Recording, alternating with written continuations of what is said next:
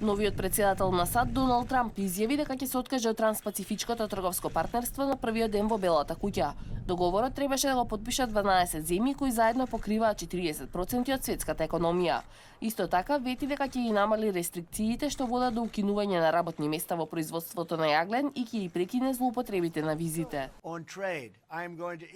За трговијата ќе објавам повлекување од Транспацифичкото партнерство, што е потенцијална катастрофа за нашата земја, и наместо тоа ќе преговараме за фер билатерални трговски договори што ќе ги вратат работните места и индустријата во Соединетите Американски држави. За енергетиката ќе ги откажам рестрикциите за производство на американска енергија, меѓу кои и енергија од шкрилци и чист јаглен, што ќе создаде милиони добро платени работни места. За регулативите ќе има правило според кое за секоја нова регулатива ќе бидат укинати 2 стари. За националната безбедност ќе побарам од Департментот за одбрана сеопфатен план за заштита на виталната инфраструктура на САД од сајбер и други напади. За имиграцијата ќе побарам од Департментот за труд да ги испита сите злоупотреби на визните програми што го поткопуваат американскиот работник.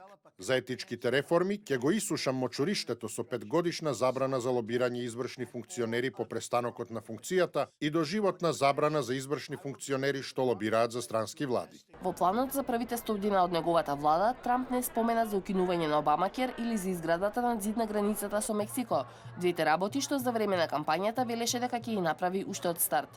За откажувањето од Транспацифичкото партнерство, експертите се огласија дека тоа е негово право како председател, но дека ќе ги подкопа придобивките за САД.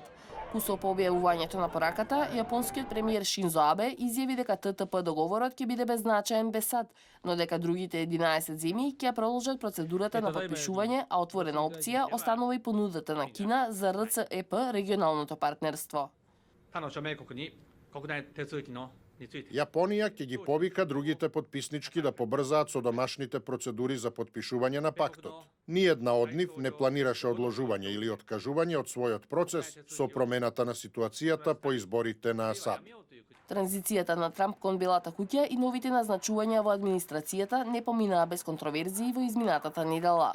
Последната беше тоа што неговиот советник Крис Корбач бил сликан на среда со него, држејќи документ со предлози, меѓу кои и враќање на регистрирањето на луѓе што доаѓаат од мнозински муслиманските земји, воведен по нападите на 11 септември, но подоцна отфрлен.